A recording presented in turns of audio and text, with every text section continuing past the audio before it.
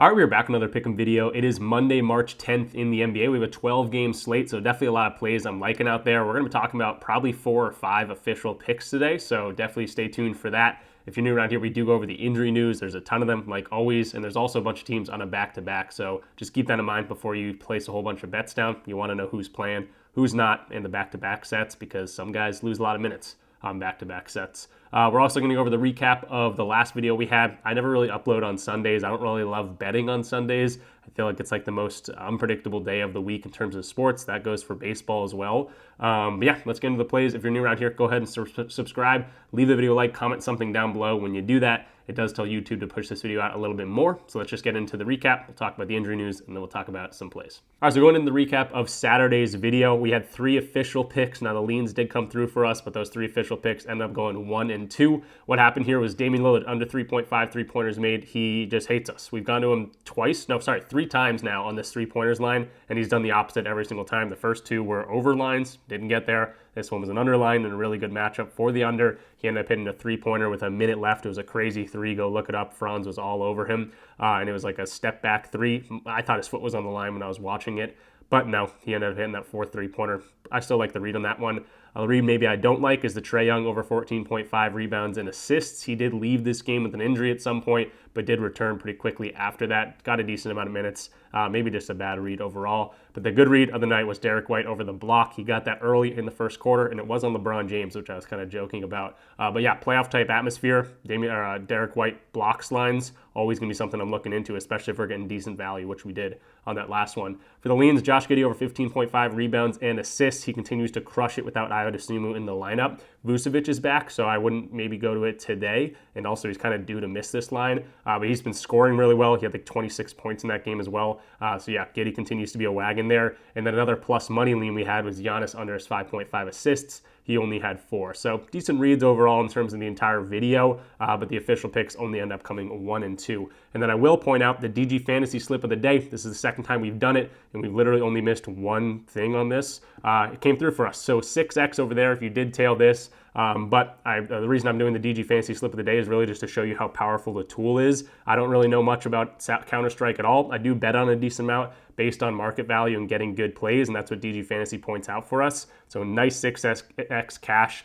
Really wasn't close on any of these lines either. So if you tailed that one, you're going to go ahead and cash. But really, the reason I'm doing these slips, which we're going to do another one today, is just to show you how powerful the tool is itself. And yeah, comes through for us once again. So that's the recap. Now let's talk about some injuries so we can start talking about the plays for the day. All right, so jumping into RotoWire, this is where I get all my projected minutes, my projected lineups and things like that, and all the injury news, of course. Going to try to go through this as quickly as possible because there is 12 games. But for the Philadelphia 76ers, no Paul George, no Kyle Lowry, no Joel Embiid, obviously done for the year, and then Tyrese Maxey, game time decision. Could be a good spot to go to some of these bench guys. I'm not seeing many lines out for them, probably because we want to see if Tyrese Maxey plays or not, but game time decision for him. If not, obviously Kelly Oubre, good spot. Really anyone against the Hawks could be in a pretty good spot here. You can see the projected minutes as of right now. They do have Maxey as projected to start in this one. I don't know if he's going to go or not, and he's been pretty bad in the games he's played recently. So kind of scared to go to a Maxey spot. Good to see Quentin Grimes still up there in terms of minutes. Kelly Oubre could be a good spot for some Philly guys getting some boost in minutes and usage. For the Atlanta Hawks, we got Trae Young as a game time decision. He participated in shoot around, I'm pretty sure. He's always pretty much game time decision, but usually probable. So I'd like to obviously see if Trae Young is going to play. No Larry Nance for this team. LeVert and Vit Krejci also game time decisions. I think LeVert was just added to that. For the Utah Jazz and the Boston Celtics, this is a 17.5 point spread. Just be wary of that.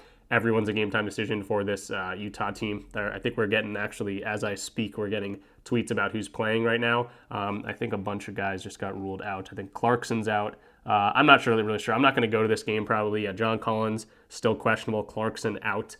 So we'll see what happens with this team. 17.5 spread. I'm not sure if I like anyone in the Utah team anyway. For the Celtics, though, Tatum, Horford, Porzingis, all game time decisions. Porzingis, doubtful tag. I don't know if Porzingis is dying. He's been sick for 6 straight games. That's insane to me. But yeah, doubtful to go. Al Horford played a whole bunch of time on that game against the Lakers. This is a pretty good spot to sit a vet that's pretty old, and a guy that played like 37 minutes or something, played really well against the Lakers team. Wouldn't be surprised if he sits, and then Tatum popping up in that game time decision report. I wouldn't be surprised if he sits either going up against a weak Utah team. So just keep your eye on that team. If someone gets ruled out, obviously some of these other guys get big boosts, but again, that big spread is a little bit scary. For the Charlotte Hornets and the Miami Heat, we got Okogie still out. Nurkic going to be a probable tag. For Miami, we got Hero, Wiggins, both probable tags here. Alec Burks game time decision. Robinson still game time decision. Jovic still out with that hand injury. And Highsmith also a game time decision. So a decent amount of news for that team. This is a 9.5 point spread. Could be looking at a guy in this spot. I think it's probably going to be Andrew Wiggins, the guy I look at, just because he's been playing really, really well since coming over to the Charlotte Hornets and the amount of minutes he's been getting. For Los Angeles Lakers, this is a big one. Obviously, LeBron James is going to be out for 1 to 2 weeks with a groin injury. Jackson Hayes, Rui Hachimura, Dorian Finney-Smith, all these guys are out. Not getting lines out for Austin Reeves yet, but he's obviously someone I want to look at, especially if Luka plays. Just because this Brooklyn Nets defense is actually really good. So if Luka's getting the majority of that defense, maybe he's kicking out for some Reeves threes, some Dalton Connect threes. I think this could be a good spot to go to some of these Lakers players. 6.5 point spread in favor of the Lakers, but Brooklyn's still pretty good at keeping games close. And on that side of things, we got no Cam Thomas. D'Lo projected for a decent amount of minutes. Always like to see that, especially because he's going up against his old team.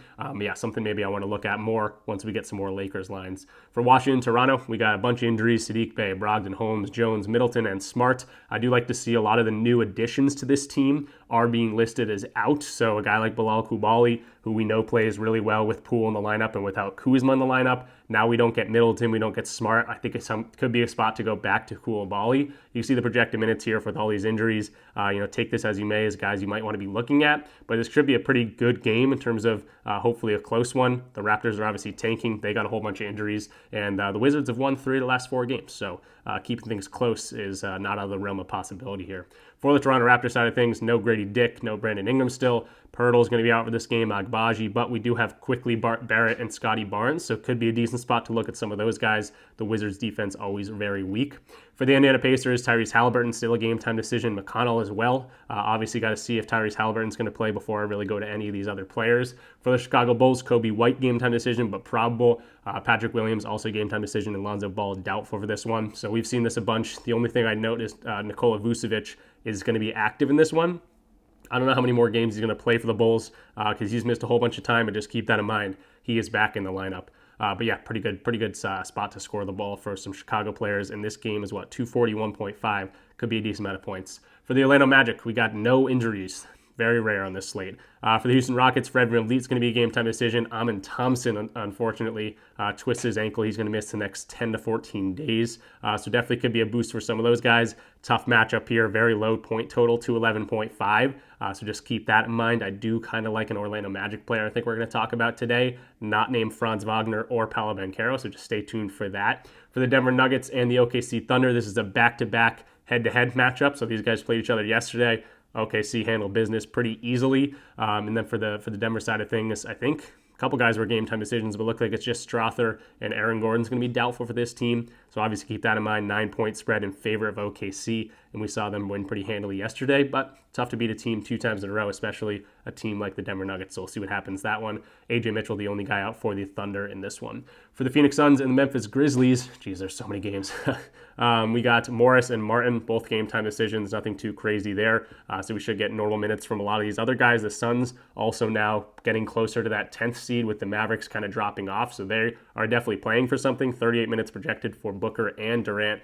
Beal's been playing pretty well. Nick Richards and Bull, that's the projected minutes as of right now for those guys. And then a couple guys off the bench here. Could be a good spot. Another very high point total in this one, 243.5. Santi Aldama, game time decision as of right now. And Jaren Jackson Jr. still out with that ankle injury, like a high ankle sprain. He's going to be out for, I think, another week or 2.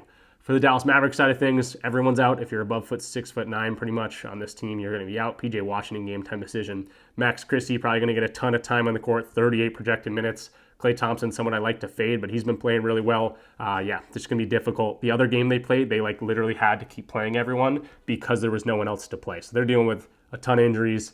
Kind of a season from hell for the Dallas Mavericks kind of continues here. For the San Antonio side of things, we got Chris Bassey, or Charles Bassey? Who was this guy's name? Charles Bassey, going to be a doubtful tag. Nothing too crazy there, but the Spurs are one of those teams on a back-to-back, which I'll mention in a second here in terms of the teams on a back-to-back. For the Portland Trailblazers, we got DeAndre Ayton still out. Rob Williams going to be a game-time decision. Could be a spot to look at some of these other guys. Looks like Denny Advia is going to be a game time decision here. Not really loving any of the Spurs players going up against the Warriors, who are 11-1 with Jimmy Butler in the lineup. He should be good to go in this one. 12-point spread. Could be looking at some unders in this one. Potentially some blowout situations here. I don't love the matchup for Donovan Clingan. He's projected for 25 minutes. I expect less. I think I might mention an under for him just because, even with these injuries, the Golden State Warriors are really good in terms of defending the interior, and we might see, Clingan not get as many minutes as he's projected for just because they might play him off the court. Then for the Golden State Warriors side of things, no Kuminga and still no Brendan Pajemski. Last game of the slate. Geez, I'm running out of breath here. The New York Knicks and the Sacramento Kings should be a fun one. -3 spread. No Brunson, obviously, with that ankle injury. And then game time decisions for Sabonis, Malik Monk, and Jay Crowder. Could be another good spot to go to OG Anunoby. I think he's going to get the extra boost in shots. Just got to shoot a little bit better. He also had a really good game against Sacramento, who's a weak spot-up defense.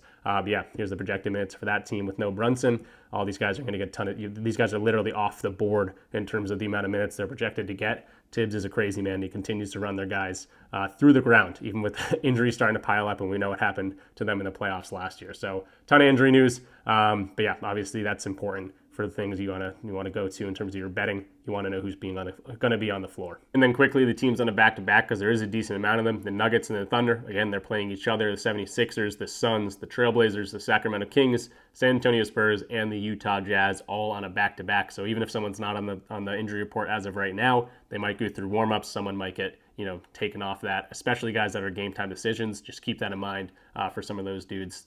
If they're game time decision for this game and it's a back-to-back, might be more leaning towards them not playing. So I always want to point out the back-to-back situations. All right, so finally jumping into our first play here. Very long intro, but a ton of injury news, ton of games. That's what we got to do here. And Props Madness is going to be the tool we use in every single video. If you're watching this thing and you're like, I got to check it out, use my link in the description down below. There's going to be a link, but there's also going to be a code RICH. That's going to give you a free week trial, so you can totally check it out. No harm, no foul if you don't like it, but I think you will. And then you're also going to get 25% off your first month or your first year. And yes, they do have WNBA. Props Madness is freaking awesome, and you're going to see it throughout this video. It's going to lead us to our first play. It's going to be Bilal Coulibaly, just like I mentioned in the intro here. Whole bunch of injuries for this team, but we do have Jordan Poole back. Obviously, Kuzma's out of town. He's on the Bucks now. And the guys that came over, Middleton, Smart, they're not going to be active in this one. So I'm actually looking at his assists here. Pretty good value on this play, 3.5 now. He hasn't been getting it lately, but I want to look at games that he's not, seeing Middleton get this usage. He's seeing Smart get this usage. He's really going to have the ball in his hands a little bit more. And we're just going to do that by looking at games that Jordan Poole plays, Kyle Kuzma doesn't play, and I don't want Middleton in here either. And we're going to see this hit rate looks absolutely wild. You can also see the potential assists in a lot of these. 8 potential assists, 9 potential assists, 7. Did have 7 here in that game against the Hawks, but had 0 assists. 9 assists, 11 potential assists, 10 potential assists, 7 potential assists. His potential assists are very much higher and obviously plays a little bit different with all these guys off the floor and with Poole in the lineup. The hit rate on this is awesome. Yes, a few of these games are 4 exactly, but a lot of these other games, 5, 6, all the way up to 11 here. I don't hate his assist potential either because one of his main sources of assisting is right at the rim. 25% of his assists come right there. A lot do come up from above the break, and they're ranked 11th in terms of assists or defending assists to the above the break. But even if you throw that into here and you take out those bottom 10 teams, this is actually an 84% hit rate. It actually goes up. So that doesn't actually hurt me too much in terms of the data going into this. It actually helps the hit rate here. So with all these guys injured or not injured, Poole again in the lineup, no Kuzma, no Middleton, the hit rate on this is awesome. Again, very much potential for going more than this, much more than this, 5, 6 assists potentially. So 3.5 just seems a little bit too low for me. I think he's going to get a decent amount of usage. And if you want to look at some of those numbers, you can see the potential assists for him really just skyrocketing ever since like the halfway point in the season with these filters in. No Middleton, no Kuzma, no Poole. And the average is 7.0 potential assists. And again, kind of going higher and higher, as opposed to his normal 6.4 average for potential assists. And then with Middleton in the lineup in games that Middleton's played, this number has dropped drastically, 3.9 potential assists in terms of average on those games. So without Middleton in the lineup, we can see a huge boost in his potential assists. And I think the books aren't really putting that into account as much as they might be. 3.5 just seems a little bit too low. Obviously, if he's going to get 4 potential assists, it's going to be hard for him to get. But we just saw those certain games without Middleton, without Kuzma, with Jordan Poole, that jumps up to a 7 average and even getting higher as the season has progressed. So Bilal, 3.5 assists, really liking this. If you want to just look at his season assist chart, how this team defends assists and how he's getting them. 42% come from above the break threes, so that's his dominant assist zone. Again, that's kind of a bad thing for him because they're not too bad in terms of defending that. They're ranked 11th, but if you drop this down to first to 20th in terms of defending that assist zone, it actually goes up in terms of his hit rate. Then you can actually look at the dominant assist zone 2. That's going to be that restricted area defense. They're ranked 21st there, so taking out those top 10 teams, this turns into a 60% hit rate. So even just looking at the assist potential on the assist chart, looking pretty good here in terms of what we got going on. Then you want to talk about, okay, his potential assists, averaging 7 potential assists in those type of situations. We can do, potential assists. We can see, if he's going to get 5 to, let's say, 9 potential assists, 64% hit rate. That doesn't even take into account who's playing. Is Poole playing? Is Kuzma there? Is Middleton there? This is just strictly based on the matchup. So I think we're getting a big boost in terms of Middleton being out. Obviously, Kuzma not in town, Smart not here. And then obviously the matchup here is not bad either. So Bilal Coulibaly, over 3.5 assists, not too shabby here. And that's going to be the first play of the video. Moving along to the second play, though, it's going to be Cole Anthony. And I was looking at his rebounds and assist line because he's been absolutely crushing this. I don't mind going to this at all, but I actually like his points potential in this one as well. You can see pick and roll ball handling defense. They are ranked 29th. This is a team that stays down on shooters, so you can see the spot up defense is really good. But they also don't have Amin Thompson, one of the best defenders, I think, in the league right now. Very long, quick, agile defender. I don't know how much time you'll get on Cole Anthony specifically, especially because they have Paolo and Franz Wagner, but I think they're going to be dialed in on those guys specifically. And again, this is a good matchup for him to score the ball. His main source of scoring does come in those pick and rolls. So he's been able to score the ball pretty well. He's projected for 28 minutes in this game as well, which I like to see. So I'm actually looking at his PRA. Some books at 19.5, but most books here at 18.5 for decent payout as well. So 18.5 PRA is going to be the play here. You can see 28 minutes projected. So I just want to see games he's saying, 25 to 32 minutes. I mean, you can already see the hit rate in that amount of time. If he's going to get that much time on the floor, this is looking like a shoo-in, especially in a pretty decent matchup. You can see that rebounds and assists also pretty good, but throwing the points, PRA looking like the best line. Again, 19.5 is okay. I'd obviously take this at 18.5 on one of these other books, but really just a minutes play. You can point into the fact that Franz and Paolo in the lineup, he's actually gone over in all 5 games that he's playing that much time on the floor. So yeah, I like what I'm seeing from Cole Anthony, projected for 28 minutes. I hope he sees that much time, and I don't really care who he's going up against. He's done this against the Warriors. He's done it against bad defenses, good defenses, and the Rockets a little bit banged up without Amin Thompson there.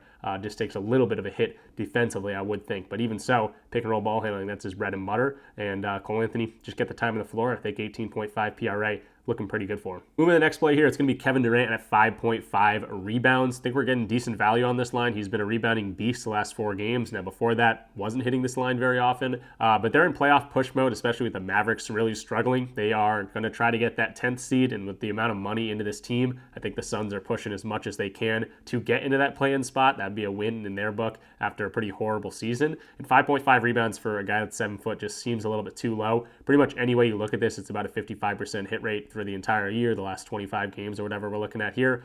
Pretty good hit rate, over 50%. Now, why do I like this one? Well, first of all, he's played this team twice already. He had 10 rebounds. He did have 3 rebounds, but then he had 8 rebounds, so over in 2-3 games so far this year. The only thing I don't love is he's had a back-to-back. He's been able to do this at the beginning of the season, but more recently hasn't been able to do that, so kind of a wash in terms of back-to-back. I don't think it affects him too much, but really I like the pace here, and we're going to look at that in a second. But similar types of players going over this line pretty consistently, 10 of 15 guys that rebound similarly to Kevin Durant going over this line for a 67% hit rate. I do love to see that. The next thing I want to point to is the pace that we're going to see in this game. We talked about it in the injury report, 243.5 game point total in terms of the projection there. That's where books have this line, and that means a whole lot of shots being put up in games that he's playing. Teams that play with a high pace, this pace for the Memphis Grizzlies is ranked number 1. You can see this hit rate jumps to a 62.5% hit rate in a lot of these games, absolutely crushing this line. So I think there's going to be a lot of shots up. I think Kevin Durant's going to have to rebound the ball, maybe play a little bit harder these next month of the regular season and try to get into those playoffs.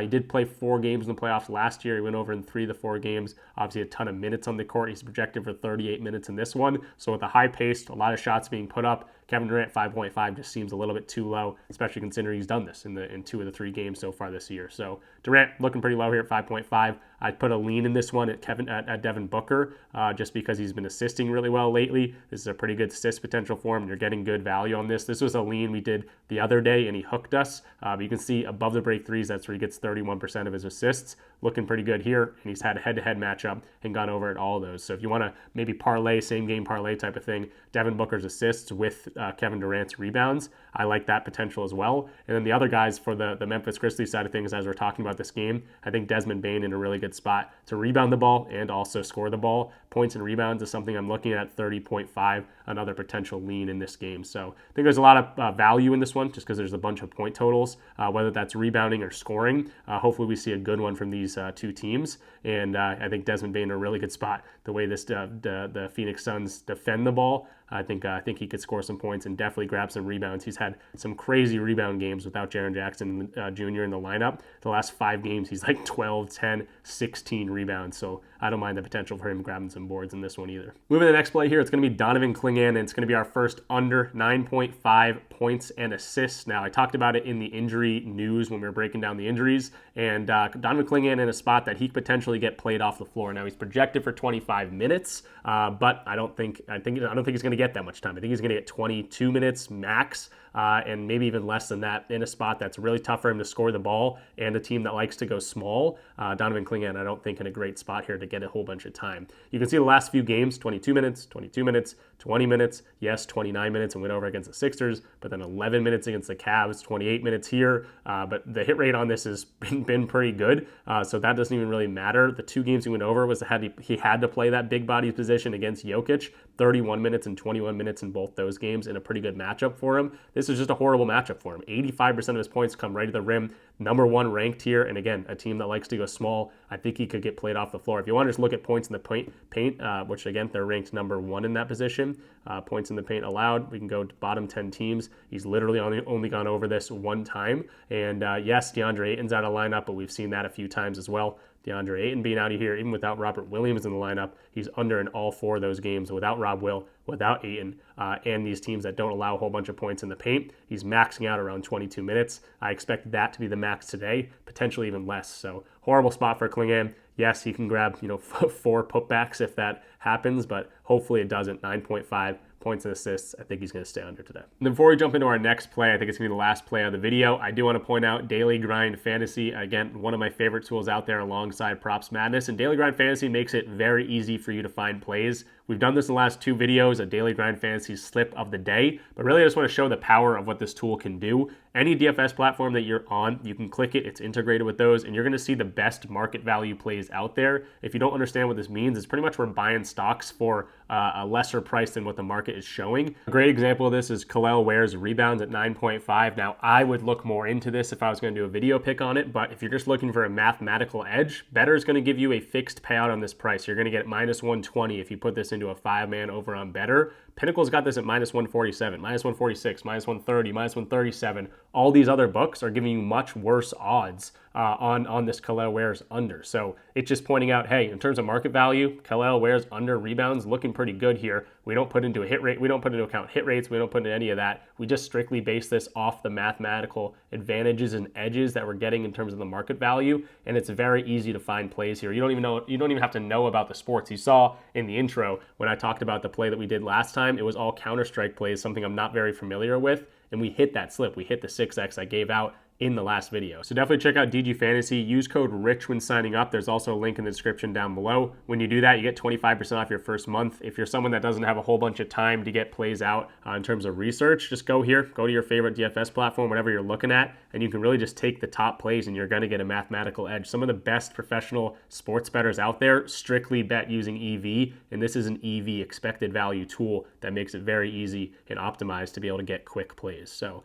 that's how you do it. Definitely check it out. Code RICH down below. I'm going to make a slip for us. I'll bring it out and show it on the screen. You can go ahead and tail it, but the problem is this platform and this tool is so powerful that all those plays I give out in terms of this video will probably be bumped by the time you look at it. But that will just show the power of the tool itself, and it's definitely something to check out if you want to get some quick plays in there with great mathematical edges. So I went ahead and made a Dabble slip. First of all, if you're not on Dabble, definitely check it out using code RICHDFS when you sign up. When you do that, you get a free month of my Discord, but you also get $10 free just for signing up for Dabble. And you're also going to get I think there's like a wheel or something that they give you, and you get some sort of cash that way as well. So Dabble's going to throw some sort of free money at you when you sign up using my code RichDFS. And again, you get the free month in my Discord as well. But here's the slip I came up with. I did use the Kel Ware under the 9.5 rebounds. Great EV there. Steph Curry, pretty much every other book has this is 27.5, 28.5 favored on the under. So 29 just seems a little bit too high. And then Paolo Banchero under his 12.5 rebounds and assists going up against the Houston Rockets. So that's going to be the play. All unders here. Can we continue going? The hit rate on the DG Fantasy slips of the day has been awesome. We literally cashed out on the 6X last time.